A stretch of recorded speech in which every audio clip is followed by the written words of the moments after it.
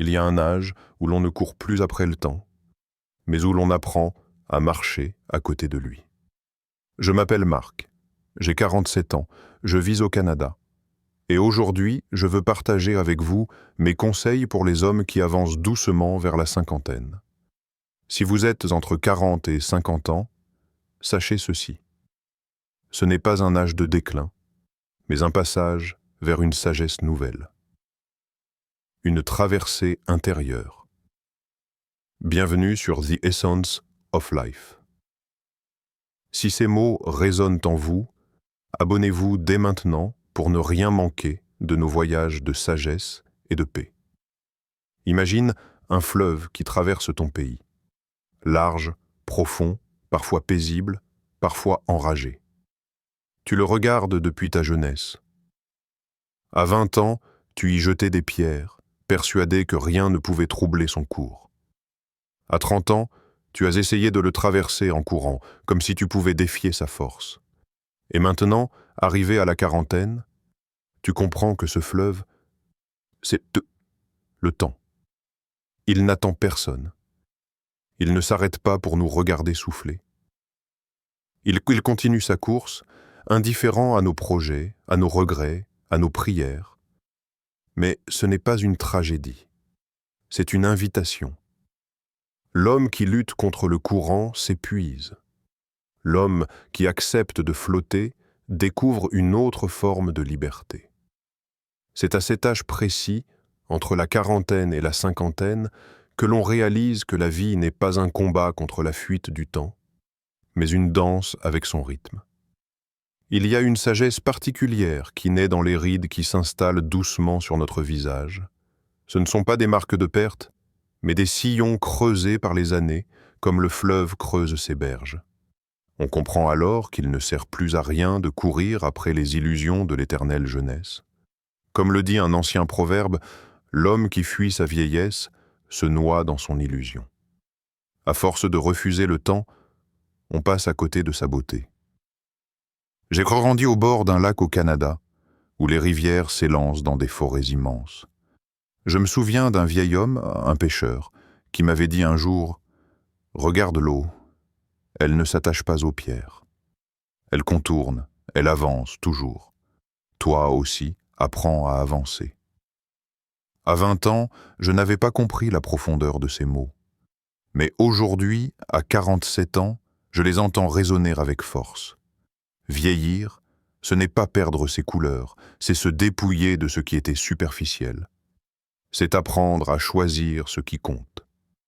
Le fleuve ne garde pas chaque goutte d'eau qu'il a transportée. Il avance, laissant derrière lui ce qui n'a plus sa place. Nous aussi, à cet âge, devons apprendre à laisser partir certaines illusions, certains poids, certaines rancunes. Marc Aurèle disait « Le temps est comme un fleuve. Tout ce qui arrive est aussitôt emporté, et une autre chose prend sa place. » Voilà pourquoi il est vain de vouloir figer ce qui passe.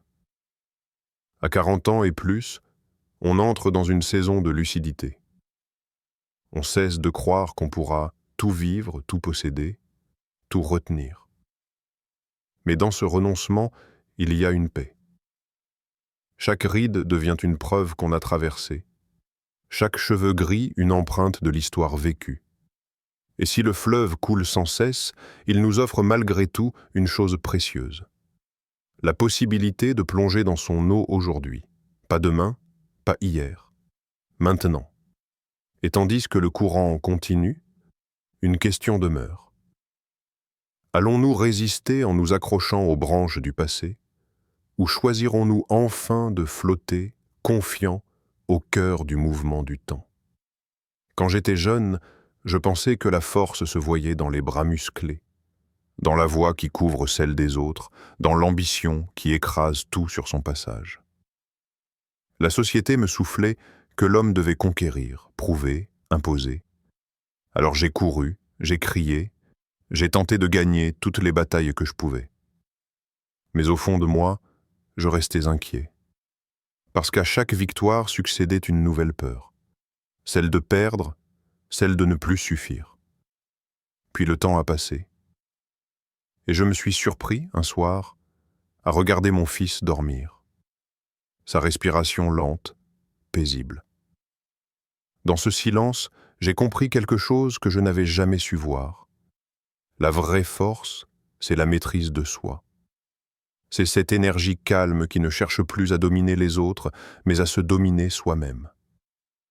Marc Aurèle avait raison lorsqu'il écrivait « La meilleure revanche, c'est de ne pas ressembler à celui qui t'a offensé. » Pendant des années, j'ai cru qu'il fallait répondre coup pour coup, rendre la colère par la colère, l'humiliation par l'humiliation. Mais plus j'avançais, plus je découvrais que céder à la fureur, c'était comme laisser quelqu'un d'autre tenir les rênes de ma vie. La colère, en vérité, est un emprisonnement. La douceur, elle, est une libération. Je me souviens d'un hiver particulièrement rude au Canada. Les vents glacés s'abattaient sur tout et les arbres pliaient sous la neige. Certains, rigides, se sont brisés. D'autres, plus souples, se sont inclinés et ont survécu. Voilà la leçon. La force ne se voit pas toujours dans la rigidité, mais dans la souplesse. Dans cette capacité à rester debout, sans céder à la violence de la tempête. À 47 ans, je regarde différemment ces gestes simples qui révèlent la force tranquille. Écouter sans interrompre. Pardonner sans s'humilier. Dire non sans crier. Marcher loin d'un conflit plutôt que d'y plonger comme si tout s'y jouait. Ces actes, autrefois invisibles à mes yeux, sont aujourd'hui les plus grands signes de virilité et de sagesse. Un vieil ami m'avait un jour confié un proverbe. L'homme fort est que celui qui tient son cœur quand tout autour de lui s'effondre. Et plus j'avance dans ma vie, plus je comprends ce qu'il voulait dire. La société valorise encore souvent ceux qui frappent. Le plus fort, qui parle le plus haut. Mais la vérité est plus discrète, presque secrète. La puissance est dans le calme.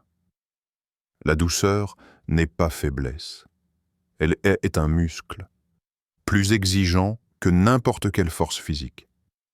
Car il est facile de céder à l'impulsion, mais il est difficile de rester en paix quand tout nous invite à la guerre. Il est facile de claquer une porte, mais il est difficile de la laisser entr'ouverte. Alors, oui, à la quarantaine, je ne cherche plus à être l'homme le plus fort, mais l'homme le plus juste. Non celui qui impressionne par le bruit, mais celui qui inspire par le silence. Celui qui, comme une montagne, n'a pas besoin de bouger pour imposer sa présence. Et toi, qu'est-ce qui te semble plus lourd à porter? Le fardeau de la colère, ou le poids, si léger, de la maîtrise de soi? Il y a des relations qui ressemblent à des feux d'artifice. Elles éclatent dans le ciel, brillantes, spectaculaires, mais disparaissent aussitôt, laissant derrière elles un silence froid. À 20 ans, on court après ces éclats. On veut l'intensité, le frisson, la passion fulgurante qui illumine tout. Mais passé la quarantaine, on découvre autre chose. On ne cherche plus l'étincelle bruyante. On cherche le feu de camp. Imagine-toi par une nuit d'automne, assis autour d'un feu au milieu de la forêt. L'air est frais, les étoiles scintillent et les flammes dansent doucement. Ce feu, tu ne l'as pas allumé pour impressionner. Tu l'as allumé pour survivre à la nuit, pour réchauffer ton corps et ton âme. Il ne fait pas de bruit, il ne cherche pas à séduire. Mais il est là, fidèle, constant, protecteur. C'est exactement ce que deviennent nos relations après 40 ans. On cesse de compter le nombre de visages autour de nous. On arrête de croire qu'il faut être entouré pour ne pas se sentir seul. On apprend que ce qui réchauffe, ce ne sont pas les foules, mais les flammes rares et sincères.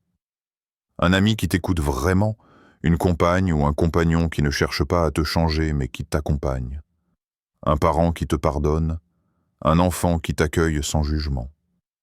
Voilà les braises qui tiennent vivantes nos nuits intérieures. Et comme un feu de camp, ces relations demandent de l'entretien. Si tu laisses les flammes seules, elles s'éteignent. Il faut parfois ajouter du bois, un mot doux, un geste d'attention, un pardon offert. D'autres fois, il faut attiser doucement les braises, sans brusquer, pour que la chaleur revienne. Un proverbe amérindien que j'ai entendu un jour disait « Le feu s'éteint si on ne le nourrit pas, l'amitié s'éteint si on ne la cultive pas. » Rien n'est plus vrai. Trop souvent, on croit que parce qu'une relation existe, elle tiendra d'elle-même. Mais les liens humains sont comme les flammes. Ils vivent si on les protège, ils meurent si on les néglige. Je me souviens d'un soir, en plein hiver canadien. J'étais avec 2 vieux amis que je connais depuis l'adolescence. Nous n'avions pas besoin de parler beaucoup. Le simple fait d'être là ensemble, autour d'un feu qui crépitait, suffisait. Ce silence-là valait plus que 1000 conversations superficielles. Il disait « Je suis là et je serai encore là demain ». Les amours aussi changent à cet âge. L'amour n'est plus une course haletante, il devient une marche tranquille. On cesse de vouloir être constamment ébloui. On désire être compris, soutenu, regardé avec douceur. L'amour devient une présence, comme le feu qui éclaire la nuit sans chercher à brûler tout autour. Et plus les années passent, plus je crois que la véritable richesse d'un homme n'est pas dans ce qu'il possède, mais dans les flammes qui continuent de brûler dans son cercle intime. À la fin, il n'importe pas combien de visages t'entourent, mais combien de feux de camp continueront à réchauffer ton cœur quand le froid se fera sentir. Alors, demande-toi, qui sont les flammes que tu choisis d'entretenir? À 20 ans, à 20 ans, on vit comme si notre corps était une forteresse de pierre. On le pousse, on l'épuise, on le maltraite parfois, convaincu qu'il ne pliera jamais. On saute des nuits, on se gave de nourriture rapide, on s'imagine qu'il n'y aura jamais de conséquences. Mais arrivé à la quarantaine, une évidence s'impose. Notre corps n'est pas une forteresse, c'est un jardin. Et un jardin négligé finit toujours par se dessécher. Regarde un jardin au printemps. Il déborde de vitalité, de promesses, de bourgeons. Tout pousse sans effort. Mais avec le temps, les saisons passent. Les mauvaises herbes apparaissent si on ne les arrache pas. La terre se fatigue si on ne la nourrit pas.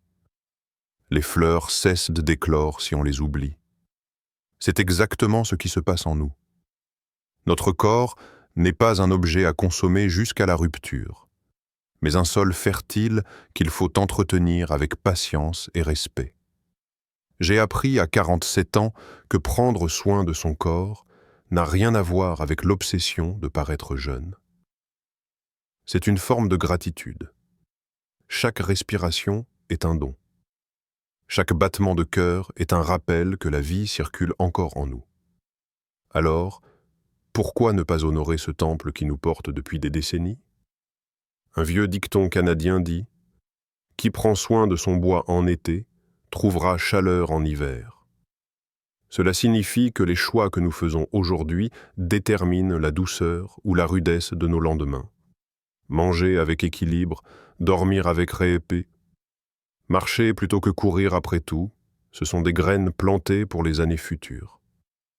Je me souviens d'un voisin de mon quartier, un homme dans la soixantaine. Il jardinait chaque matin avec une patience infinie. Ses tomates, ses fleurs, ses herbes aromatiques, tout respirait la santé. Un jour, je lui ai demandé pourquoi il y passait autant de temps. Il m'a répondu en souriant. Si je néglige mon jardin un seul mois, je paierai le prix tout l'été. Mais si je le nourris un peu chaque jour, il me nourrit à son tour. Cette phrase est restée gravée en moi. Elle s'applique parfaitement à notre corps. Prendre soin de soi n'a pas besoin d'être une lutte. C'est plutôt une relation intime, une conversation silencieuse. Notre corps nous parle constamment, par la fatigue, par les douleurs, par les tensions. Mais souvent, nous l'ignorons.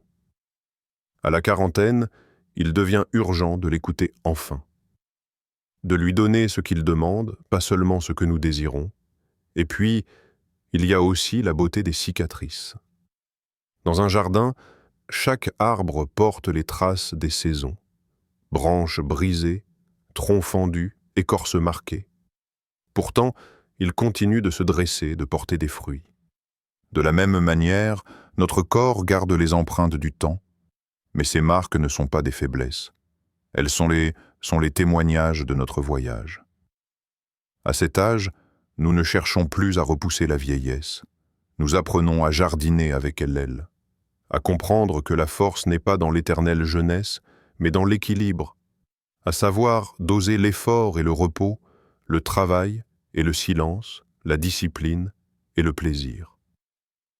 Alors, chaque matin, demande-toi, quelle graine plantes-tu aujourd'hui dans ton jardin intérieur? Parce que la récolte viendra, tôt ou tard, et elle dépendra de l'attention que tu as donnée à ce sol sacré qu'est ton corps. À cet âge, beaucoup d'hommes courent encore derrière l'argent comme si leur vie en dépendait. Ils se lèvent chaque matin avec l'obsession de gagner plus, d'acheter plus, de posséder plus. Ils s'imaginent qu'avec quelques zéros supplémentaires sur leur compte, ils trouveront enfin la paix. Mais crois-moi, j'ai vu des gens riches comme des rois qui dormaient moins bien que des ouvriers fatigués. Parce que l'argent peut remplir un portefeuille, mais pas un cœur. Je me souviens d'un collègue, plus jeune que moi, qui travaillait jour et nuit. Il me disait « Quand j'aurai atteint tel chiffre, je pourrai enfin respirer. » Quelques années plus tard, il avait atteint ce chiffre, et il visait déjà le suivant. Tu vois, c'est un piège sans fin. Comme Épictète le rappelait, ce n'est pas celui qui a peu qui est pauvre, mais celui qui désire sans fin. Tant que tu désires sans cesse plus que ce que tu as, tu seras toujours pauvre. L'argent est comme un marteau. Avec un marteau, tu peux construire une maison ou briser une vitre. Tout dépend de la manière dont tu l'utilises. Mais si tu crois que le marteau est une extension de ton identité, alors tu t'es déjà perdu. L'argent ne dit pas qui tu es. Il ne fait que refléter ce que tu en fais. À 47 ans, j'ai compris que le vrai luxe, ce n'est pas d'avoir plus, mais d'avoir assez. Assez pour payer tes factures sans angoisse. Assez pour nourrir tes enfants dignement. Assez pour offrir un petit voyage à ceux que tu aimes. Et surtout, assez pour ne pas vendre ton âme contre quelques billets. Un jour, mon père m'a dit une phrase que je n'ai jamais oubliée. L'argent peut acheter un lit, mais jamais le sommeil. Il peut acheter des médicaments, mais pas la santé. Il peut acheter des compagnons, mais pas de vrais amis. Sur le moment, je trouvais ça cliché. Aujourd'hui, je comprends que c'était une vérité brute. Je ne suis pas en train de dire qu'il faut mépriser l'argent. Non, il faut le respecter comme on respecte un outil puissant. Mais ne pas en faire un maître. Si tu le laisses te dominer, tu deviendras son esclave. Si tu l'utilises avec conscience, il deviendra ton serviteur. Ce que j'ai appris à la quarantaine, c'est que l'argent doit circuler, comme l'eau dans un fleuve. Quand il stagne, il pourrit. Quand il est partagé, il fertilise. Dépenser pour impressionner les autres, c'est comme arroser des cailloux. Mais investir dans ton bien-être, dans l'éducation de tes enfants, dans un moment partagé avec ceux qui comptent, c'est arroser une terre fertile. Alors je te le demande, veux-tu passer ta vie à compter tes billets ou à compter les instants où tu t'es senti vraiment vivant? Parce qu'au dernier souffle, aucun coffre-fort ne pourra t'accompagner. Mais les souvenirs, eux, resteront. Il y a un moment, dans la quarantaine, où les regrets viennent frapper à la porte. Ils s'invitent dans nos pensées le soir, quand tout est calme.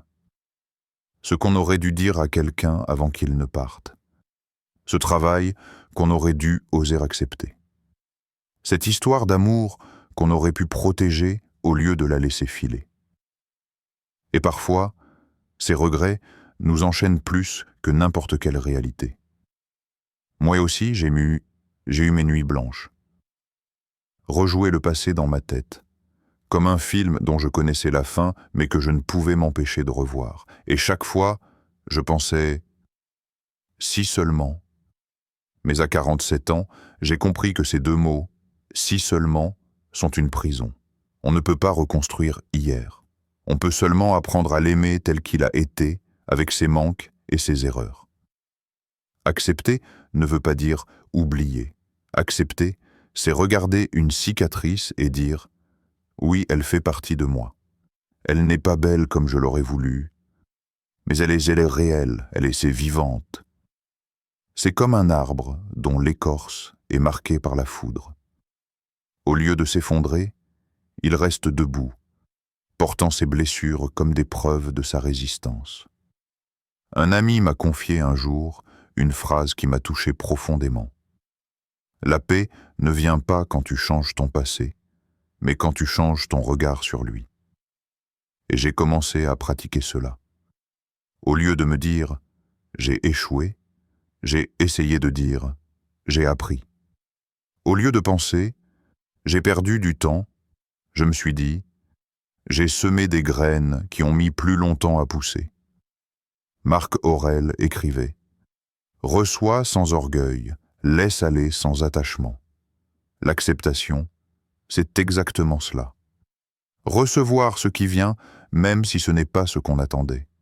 Laisser partir ce qui n'est plus à nous, même si notre cœur s'y accroche encore. Et puis, il y a ce silence intérieur. Quand on cesse enfin de lutter contre ce qui est déjà passé, on entend autre chose, une voix plus profonde, plus douce. C'est la nôtre. Elle n'était pas absente. Elle était simplement couverte par le bruit de nos regrets. Dans cette voix, il n'y a pas de jugement, seulement une invitation à continuer. Je ne dis pas que l'acceptation est facile. Elle demande du courage. Il est souvent plus simple de s'accrocher à la colère, à la nostalgie, au « et si ». Mais la paix, la vraie, se trouve de l'autre côté. Elle se trouve dans ce moment où l'on dit « oui, j'ai fait ce que j'ai pu avec ce que j'étais. Aujourd'hui, je peux faire mieux. » Et peut-être que la question à se poser n'est pas « qu'ai-je raté ?» mais plutôt « que vais-je encore apprendre en vivant pleinement ce qui me reste ?» À 20 ans, j'avais les mains tendues pour prendre. Prendre des opportunités, prendre des expériences, prendre tout ce que la vie pouvait me donner. J'étais avide, comme un arbre jeune qui étend ses racines pour boire toute l'eau possible. Mais aujourd'hui, à 47 ans, je sens que mes mains se sont ouvertes autrement. Non plus pour prendre, mais pour donner. Je réalise que le plus grand héritage que je puisse laisser derrière moi n'est pas un compte en banque bien garni, ni une maison luxueuse, ni même des objets précieux. Non, le vrai héritage, ce sont les histoires que je raconte à mes enfants, les valeurs que je sème dans leurs esprits, les leçons que je partage, souvent sans même m'en rendre compte.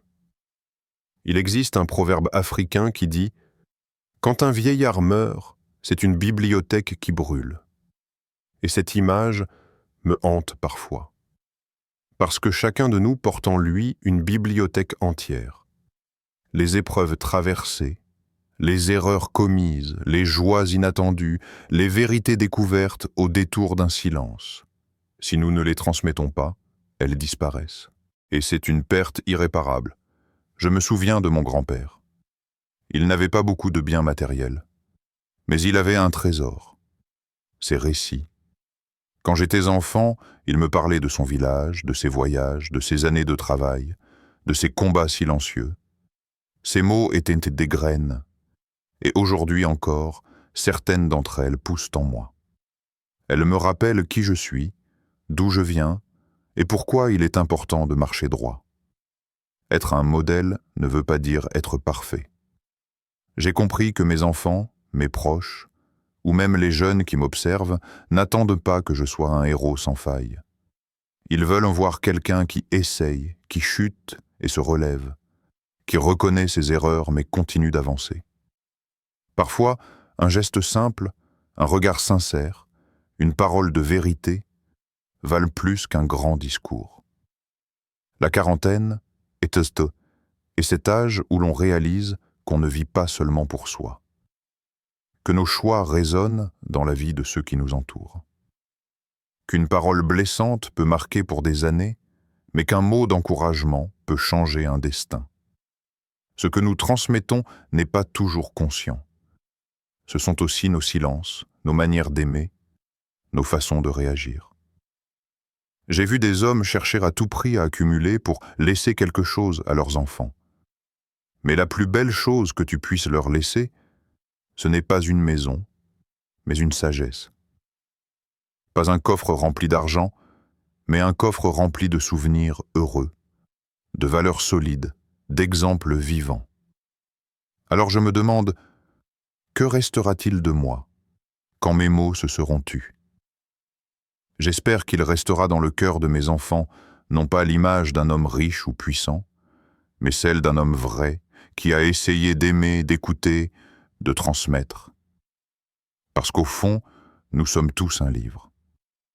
La question est-ce que nous prendrons le temps de tourner nos pages pour que d'autres puissent les lire? Il y a un âge où l'on arrête de chercher les trésors dans le monde extérieur.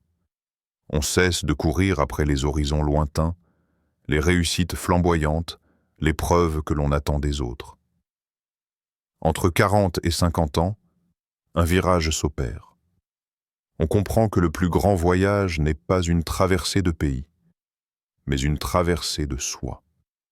Carl Jung disait « Celui qui regarde à l'extérieur rêve, celui qui regarde à l'intérieur s'éveille. » Pendant longtemps, j'ai rêvé. Rêvé d'être reconnu, rêvé d'avoir plus, rêvé de me prouver à moi-même que j'étais assez. Mais le rêve s'épuisait toujours, parce qu'il dépendait du regard extérieur. Alors, un jour, presque sans prévenir, j'ai commencé à me tourner vers l'intérieur, à écouter ce silence en moi qui ne demandait rien, qui ne cherchait pas à paraître, mais simplement à être. Ce chemin intérieur est le plus difficile, parce qu'il ne s'affiche pas. Personne ne peut l'applaudir. Il ne rapporte ni médaille, ni trophée. Mais c'est le seul voyage qui donne une paix durable. Une paix qui ne dépend pas du bruit du monde, une paix qu'aucune critique ne peut troubler, qu'aucun échec ne peut voler. Ferme les yeux un instant. Imagine-toi marcher dans une vaste forêt. Les bruits de la ville disparaissent et tu entends seulement le vent dans les branches, le craquement des feuilles sous tes pas. Ce silence-là, tu le portes déjà en toi. Il est là depuis toujours, mais recouvert par les obligations, les regrets, les désirs. Le chemin intérieur s'est écarté doucement ses couches pour retrouver ce cœur paisible. À la quarantaine, beaucoup redoutent la solitude. Mais moi, j'ai appris qu'il existe deux solitudes. La première est lourde, faite d'isolement, de manque. La seconde est légère, féconde, pleine de présence. C'est dans cette solitude choisie que j'ai découvert mon propre visage. Quand on cesse d'attendre des autres qu'ils comblent nos vides, on commence à goûter la liberté. Les anciens stoïciens nous rappelaient « Tu as pouvoir sur ton esprit, pas sur les événements extérieurs. » Cette phrase est une boussole intérieure. Elle m'a appris à cesser de vouloir contrôler ce qui m'échappait et à diriger mon énergie vers ce qui dépendait de moi, mon regard, mes choix, ma paix. Et peu à peu, j'ai compris que ce chemin intérieur n'est pas une fuite du monde, mais une manière nouvelle de l'habiter. Plus je me connais, plus je peux aimer sans condition. Plus je trouve la paix en moi, plus je peux la rayonner autour de moi.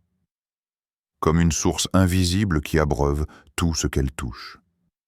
Alors, si tu es dans cette tranche d'âge, si tu sens l'agitation t'épuiser, ose ce voyage. Tu n'as pas besoin de partir loin. Tu n'as pas besoin d'un billet d'avion. Tu as juste besoin d'un moment de silence, d'un souffle profond, d'un regard honnête vers l'intérieur. Parce qu'au fond, la plus grande aventure n'est pas de conquérir le monde, mais de se découvrir soi-même.